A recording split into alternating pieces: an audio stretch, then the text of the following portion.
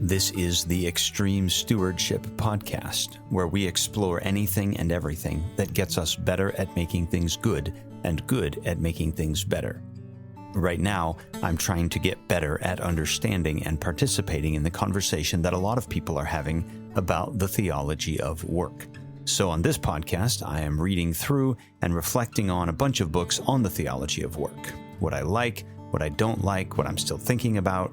I am in the process of writing my own book on the theology of work, and this is an opportunity for me to think out loud about what other people have said on that topic.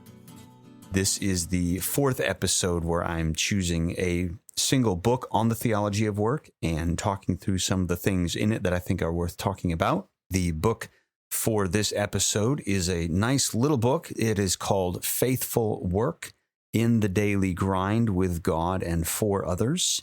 It is by Chapman and Ryan Tafilowski. Chapman and Ryan Tafilowski are both associated with the Denver Institute for Faith and Work, which is a fabulous organization that has produced a ton of good material in this conversation. So definitely check them out, the Denver Institute for Faith and Work. And this is a very short book intended to be kind of an entry level. If you want to know what this conversation's all about, here you go. A few episodes ago, I worked through 9 things that tend to show up in all books on the theology of work, and all 9 of them are here. This would be a very useful intro, very useful starter package if you're thinking, I want to know some of the basics about what God thinks about my work, or I want to know some of the basics about this modern conversation about the theology of work. This is a good one. So I'm not going to work through the whole thing, of course, as always, but I did want to read, this is page 5. This is just a very, very nice summary of the big picture on the conversation we're trying to have. So page 5, it says, the origin story of work is good, exciting, and empowering. It's a message about the dignity and purpose of all the daily work of humanity, not just what we consider spiritual or sacred work. But our everyday experience of work is broken. Sometimes work is just hard and frustrating. Results do not reflect the effort given. Bad work is rewarded and good work is ignored. Systems create winners and losers. Abuses of power, injustice, and poor or evil products abound in our daily work experience. It's toilsome and fruitless, frustratingly counterproductive, and difficult to align with God's purposes. This is why so many people, including and sometimes especially Christians, assume work is bad.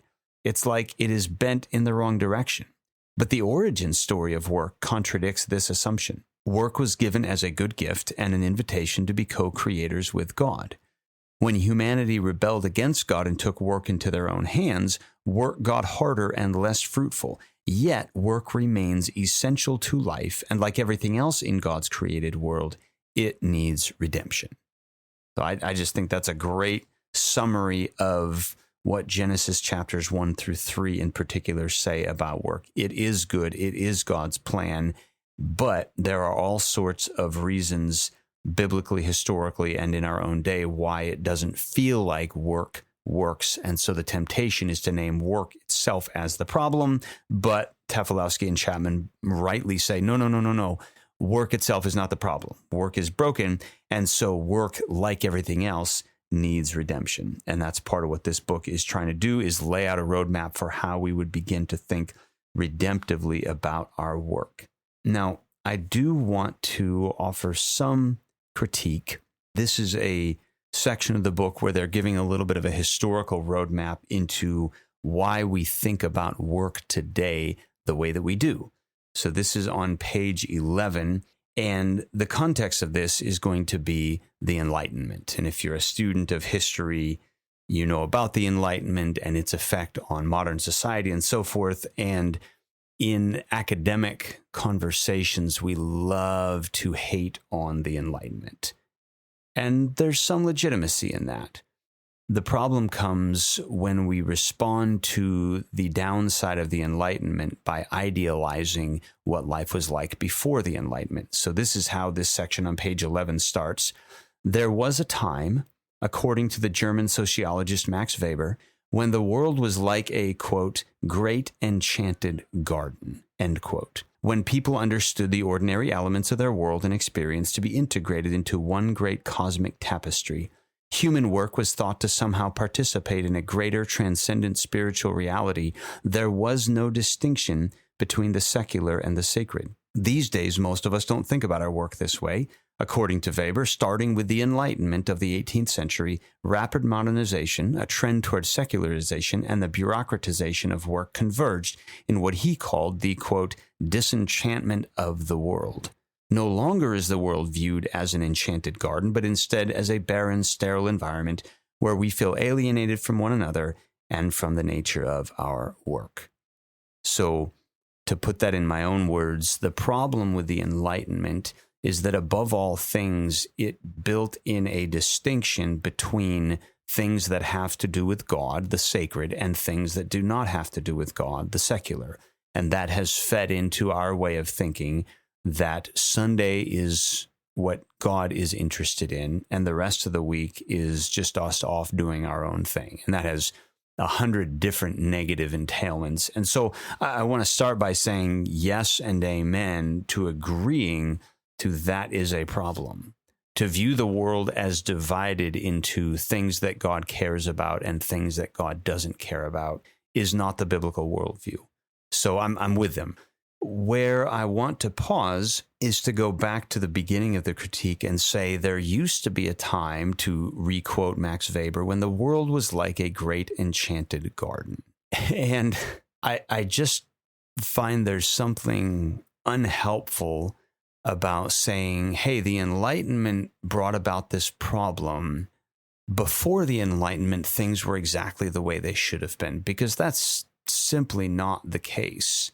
I grew up in Southeast Asia in a cultural context where there certainly was no distinction between the secular and the sacred. If you go into parts of what people call the 1040 window, the majority world, East Asia in particular, in my own experience, there are lots of places on the planet right now that have never caught on to this distinction. All of life is intertwined with the spiritual components of life. And to view that as a, by definition, good is a big mistake.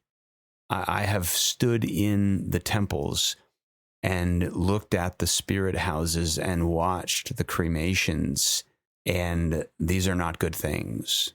So I simply want to pause and say, yes, the divide between the secular and the sacred in the, let's say, the modern post-Enlightenment West is a problem for a theology of work. But just putting those two things back together is not the solution to the problem, because it is not better to worship the gods of Hinduism than to worship no God at all. It is not better to be a polytheist than an atheist. You put the secular and the sacred back together. If your notion of the sacred is problematic, you're just going to shift the problem around. You're not actually going to solve anything. So all that to say, agree with their sense that the Enlightenment has brought us to a place that has some problems. Do not want to pretend that pre-Enlightenment the world was a great enchanted garden, because that just is not the case now in spaces apart from the Enlightenment, and was not the case before the Enlightenment either. So that's a small critique. Moving on, though, on page 18, Tafilowski and Chapman say something I appreciate very much. They are trying to answer the question, why does our work matter? And again, their sense of work, and I wholeheartedly agree with this, their sense of work is not simply work that happens in or in relation to the church or what we would call ministry, but rather all the work of all God's people in all spaces at all times. They say our work is important because it represents God to the world. By adding our unique creative input, we offer our work as a redemptive contribution to the culture and present our work in the world back to God as our gift to Him. So I want to camp on that first part for a second. Our work is important because it represents God to the world. And I think about this in, say, a construction context. So I've been in various construction contexts, home building, residential construction, cabinets, that sort of thing. And when a carpenter, a framer, a general contractor, when they build a house, there is a unique opportunity to, as they say in the book here, represent God to the world. What is God like? What does He value? What does He love? What does He wish for his human creatures. And so do we build a house that promotes hospitality? Do we build a house that promotes flourishing of certain kinds? Do we build a house that is a monument to the ego of a human? Or do we build a house that is designed for service? These are all ways of saying God is creative, God is love, God is provider. There are many things that we can say about God by the way we, for example, build a house. So I appreciate this very much. Again, our work is important because it represents God to the world. No matter what my work is, I am saying something about the Creator by how I act as a creature. The next chapter, so this is chapter 2, it's called The Real Story of Work in short. And I've mentioned in previous episodes that every book on the theology of work has a 4-part story: creation, fall, redemption, and new creation, the goodness of work, the corruption of work, the redemption of work, and the final restoration of work is another way of saying the same thing. So they've got a fabulous little shorthand version of that story here. The part I wanted to dwell on is their second part of the story about the fall. By the way, Ryan Tafilowski has another book that I will do on a later episode, which is entirely interested on his notion or his perception that the theology of work movement has not paid enough attention to the fall, that it has idealized some elements of our theology of work because it ignores the brokenness of the world that we currently live in. So I'll get to that book another time. That's a good one. But in this one, I was struck by their portrayal of the fall, and they say this on page 25. The fall and its implications are both personal and cosmic in scope, tainting what we call the 5 key relationships: our relationship to our true selves, psychological; our relationship with one another, social; our relationship to systems and structures, systemic; our relationship to the created order, ecological; our relationship to God, theological. And I think it's worth spending a little bit of extra time looking at each of those specifically in relation to Genesis chapter 3. So the first one they name, our relationship to our true selves, the psychological. What I notice in Genesis 3 is something ironic that we all do, we all experience regularly, what Adam and Eve do as selves. So what they do is this: God creates them, puts them in the garden, gives them an incredible task, a glorious task. Psalm 8 will call this being crowned with glory and honor, that they have been set in authority over the works of God's hands. And so they've been given this beautiful position in God's world. But what they do first is say, we want more. So the temptation is to not be made in God's image merely, but to actually be like God in a fuller sense. And so they say the amount of authority we've been given is not enough. We want more. They want an increase in authority. And then they sin, they eat. And then when God calls them to account, Adam's first response is to do quite the opposite of what he initially did. What he first did was say, I am more. I want to be more than what you made me to be. But then, as he is confronted, he turns around and says, actually, I would prefer rather to be less than what you made me to be. So he wants at first an uptick in authority, but then he wants a significant downgrade in responsibility. He wants to be like God and make the decisions that only God can make. But then when called out for the decisions he made, he wants not to be responsible even for those. And so there is this deep irony in which we have a tendency internally to think, I want to be more than human in my authority, but less than human in my responsibility. And what that does is fragment us, because there's a part of me that wants more, and there's a part of me that wants less, and the pieces of me become at war with each other. And you know the feeling of, my mouth wants something my stomach knows I don't need. Or we've all said this, part of me wants to do this, but part of me wants to do that. There is this war that happens internally that started with Adam saying, I want to be more, but also I want to be less.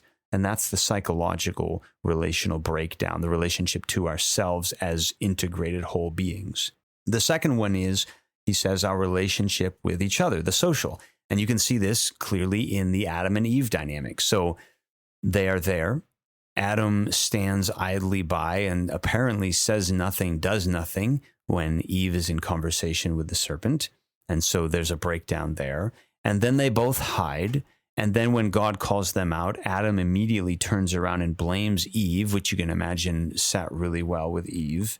The upshot of this is in a rather difficult verse in Genesis 3, where it says with the curse to Eve, God says, your Bible might say something like, your desire will be for your husband, but he will rule over you. And there's a lot of technical challenges in how to translate that, but it probably means something like this.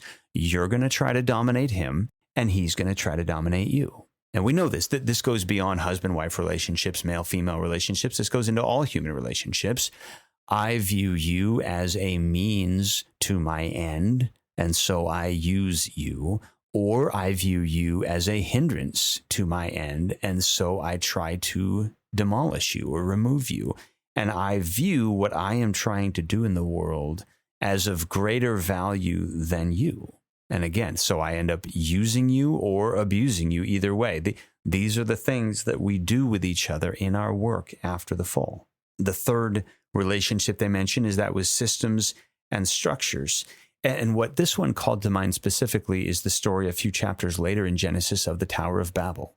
The Tower of Babel is about humans saying, let's do a thing. Let's build something together.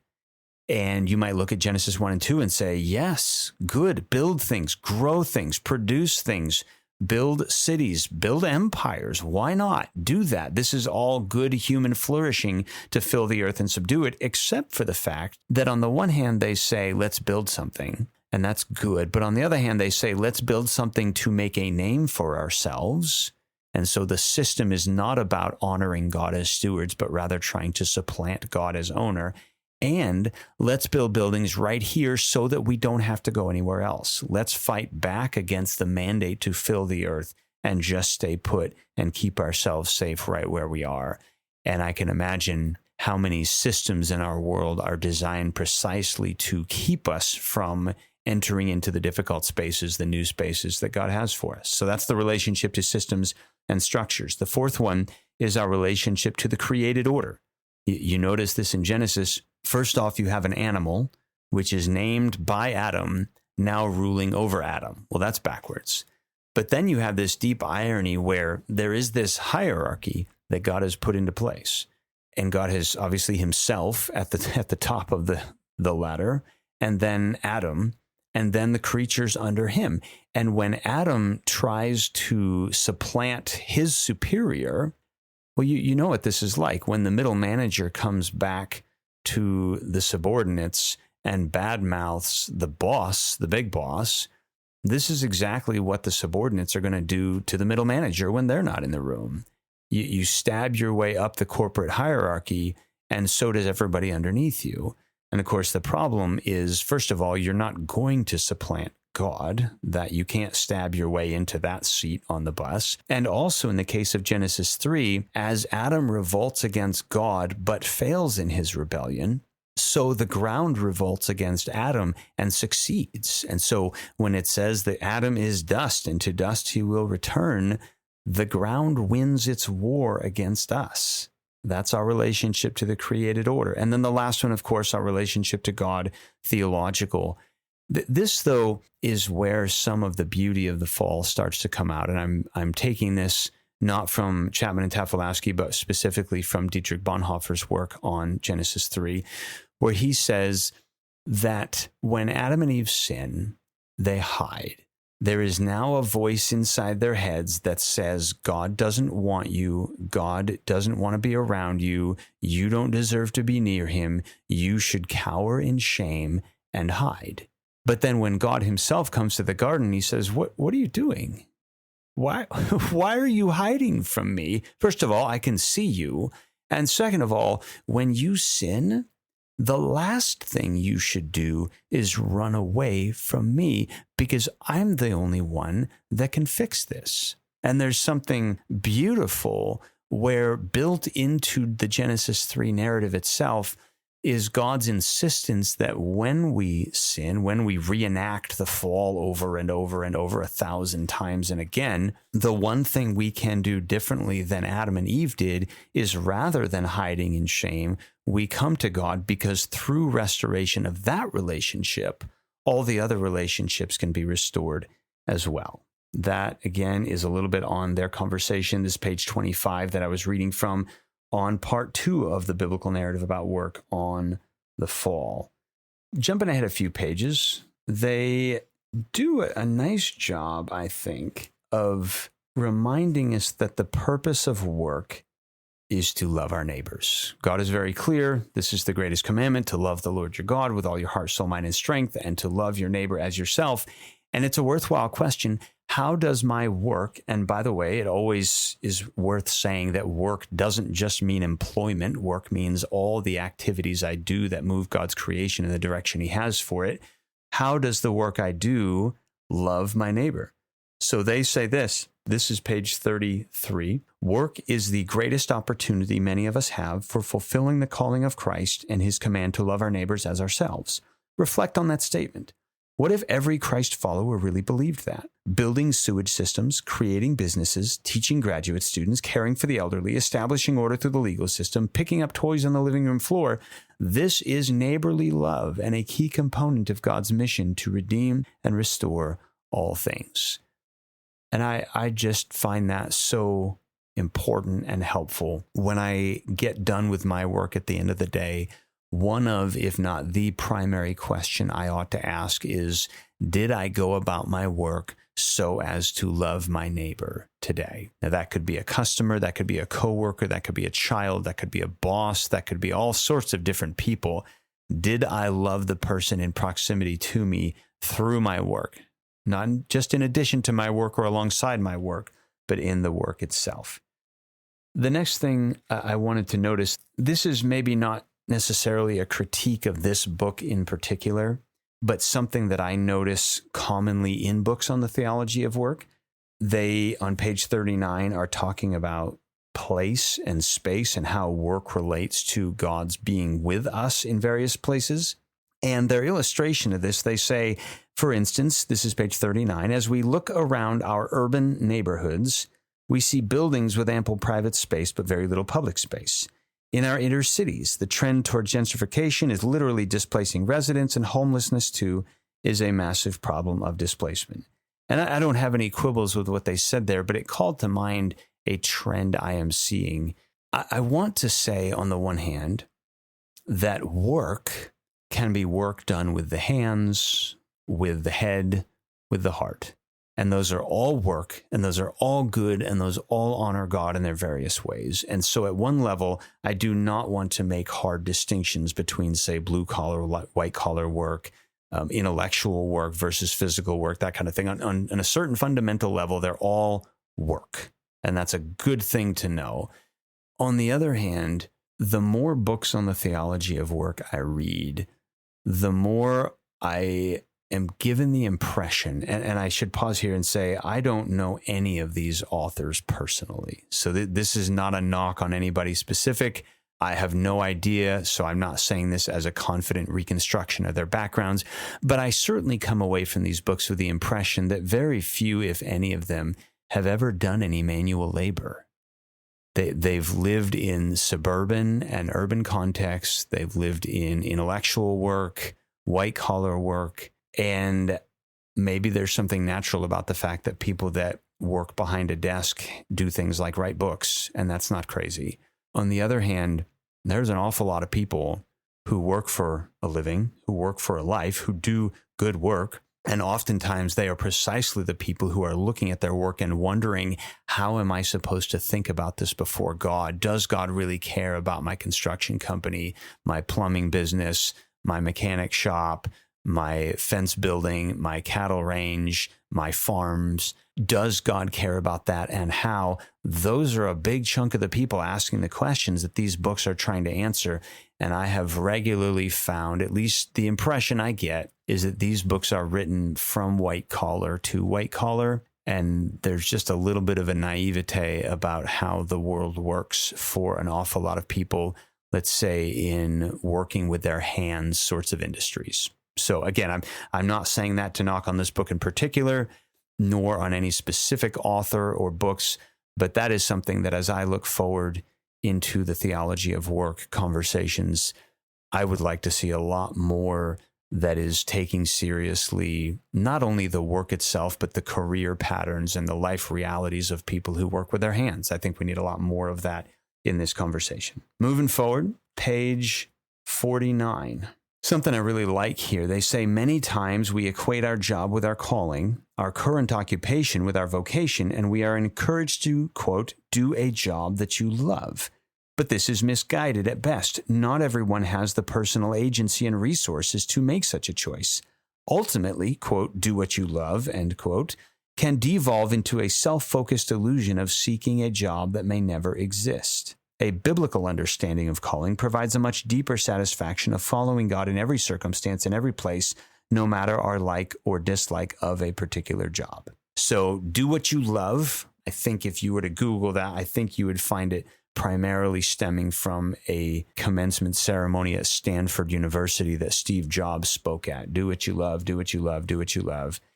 And there's a lot of that out there right now. And this book, I think, is helpfully saying, well, let's hold off a second on that. Let's think about what that means. First of all, because not everybody can just make that decision. And secondly, because, as they say it devolves into a self-focused illusion of seeking a job that may never exist. So here's how I have seen that playing out. And I know I'm not alone in this. What I see is, let's say, a high school student, college student, young adult gets a job outside of the home, maybe for the first time, and says, well, gosh, it's been 3 weeks and this just isn't all that fulfilling. I think I better go find something else because I don't love it. I don't love it. So it's probably not what God has for me. So it's time to quit and move on.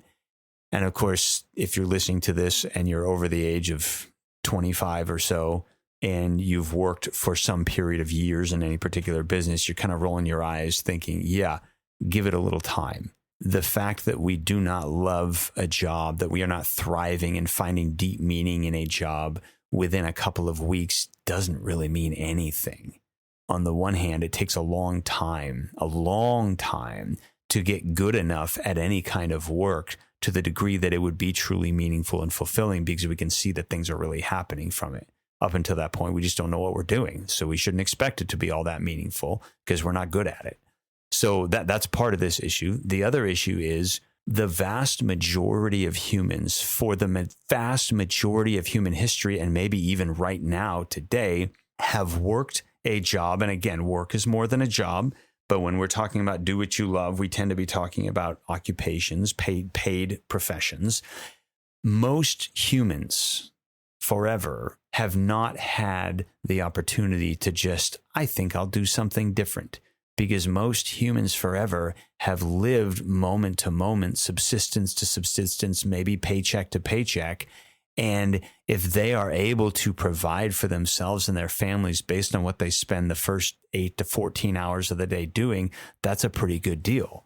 And so I appreciate this book pushing back on that a little bit. What I think they are calling for maybe is rather than, okay, I want to do what I love, what I need to do is consider how it may be that I could love what I do. And to love what I do in that sense probably means in part seeing its goodness. So I look at my job and maybe it's not fun, but that's not really the point. Maybe it's not deeply meaningful, but it might be not deeply meaningful because I haven't thought about it that much. I haven't seen the good that it is doing. I haven't recognized the value that I'm bringing to a community, a family, a corporation, whatever. The more I understand my job, the more likely I'm going to make an informed decision about whether or not this is worth doing. But you can't do that in the first couple of days, the first couple of months, maybe even the first couple of years. It takes time to be able to see my job clearly enough for what it really is. And then certainly you've heard this one before, that at first you marry someone because you love them, and then afterwards you love them because you married them. I'm not saying that a commitment to a job is the same as a commitment to a marriage. Certainly it's not. But the point would be something like, when I woke up this morning, there were plenty of things that I needed to do today that I didn't feel like doing.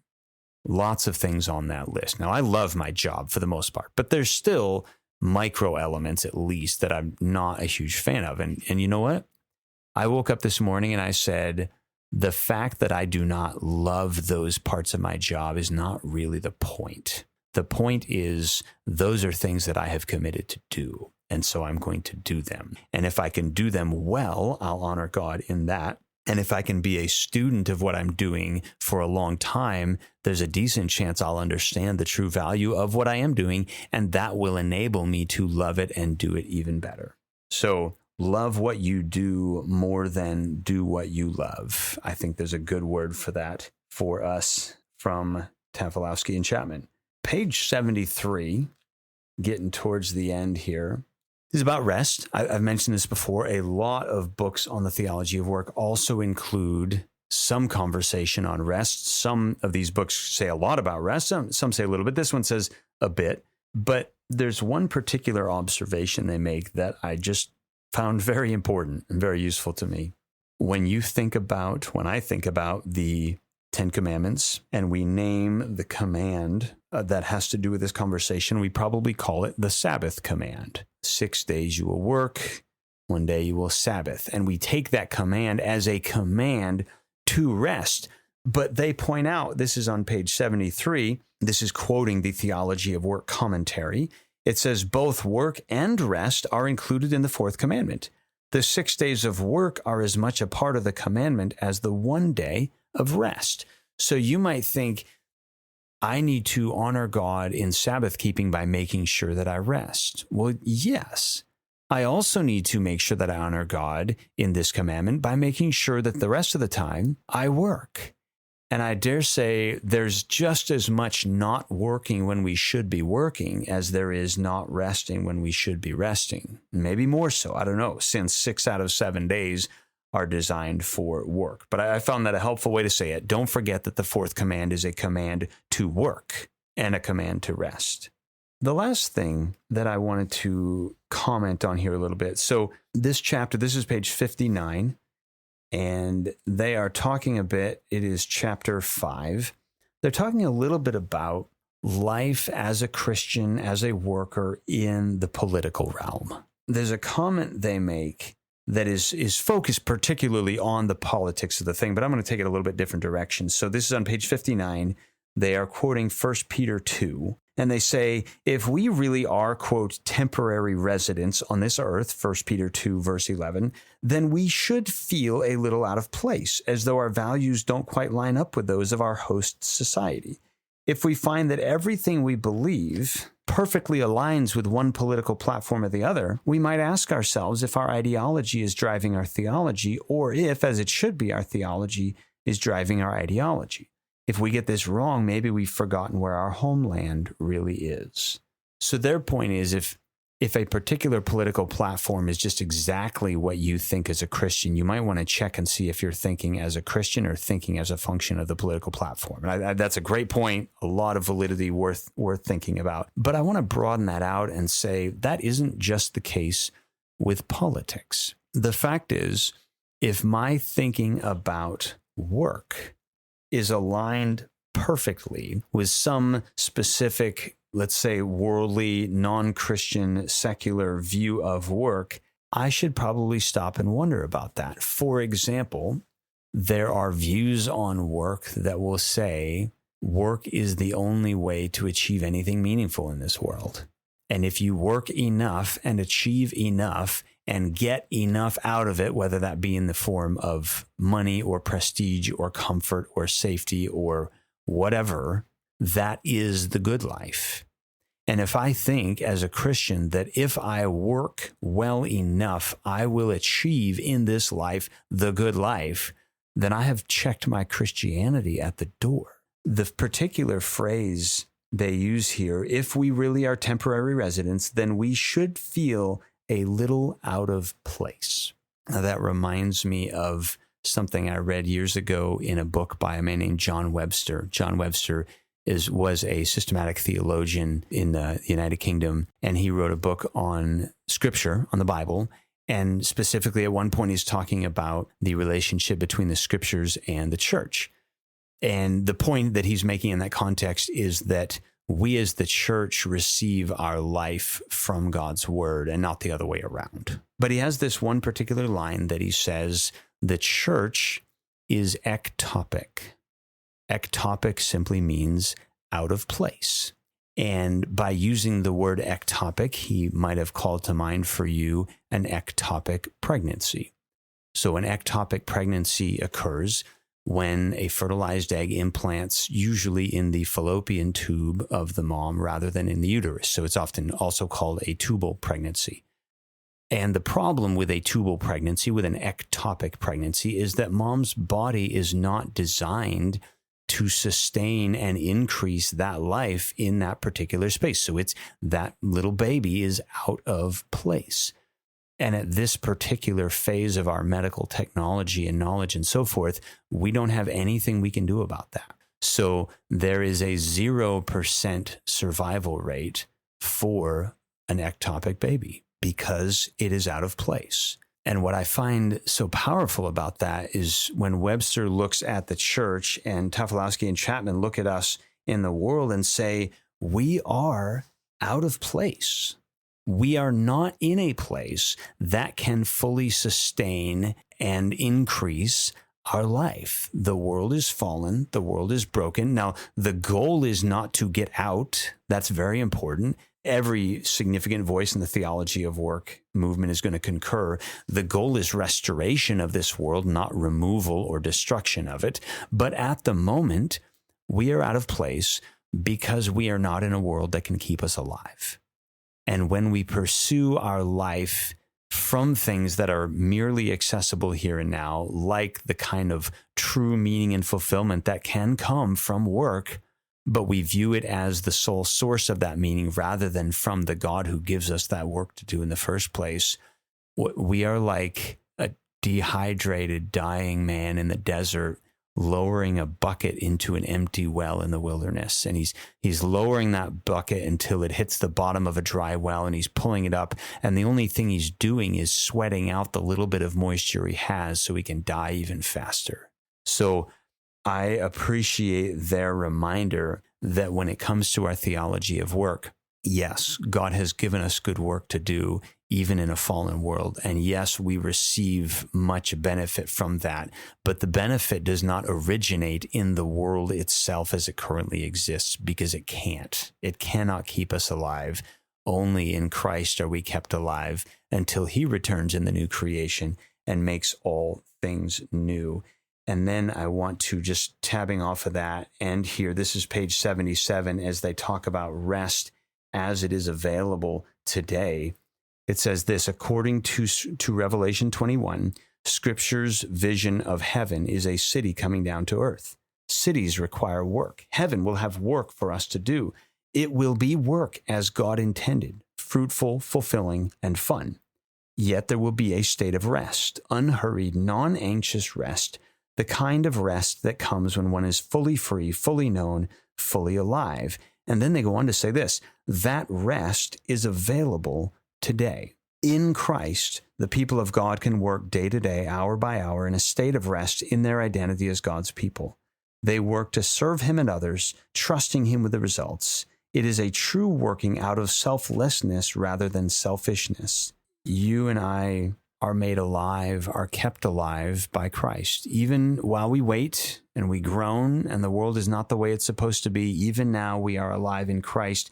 And so the restfulness of our work is not because there's no work to do, but because in doing our work, we know that he has already done the greatest work that needs to be done and has been done. And he will bring that good work to completion, not that we have to strive for it.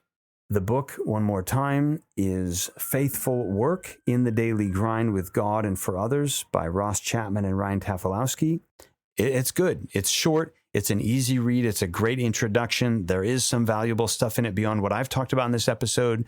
There is an Amazon link in the show notes to purchase it if you are so inclined. So get the book, read the book, do what it says, and you will get better at your work. And until next time, thanks for listening to the Extreme Stewardship Podcast. My name is Michael Kibbe, and I teach Bible and theology at Great Northern University in Spokane, Washington. My behind-the-scenes partner in this endeavor is Ben Kibbe, CEO of Kibbe Consulting in Columbiana, Ohio. Our editor-in-chief is Liam Olmsted. Art comes from Steve Kearns. Music is provided by Dave Murray of Derridoon Guitars. If this podcast has been useful or challenging to you, shoot us an email, extremestewards@gmail.com. If you think it might be useful or challenging to anyone else, well, you know what to do. Ultimately, we hope that listening to this podcast has helped you get better at making things good and good at making things better.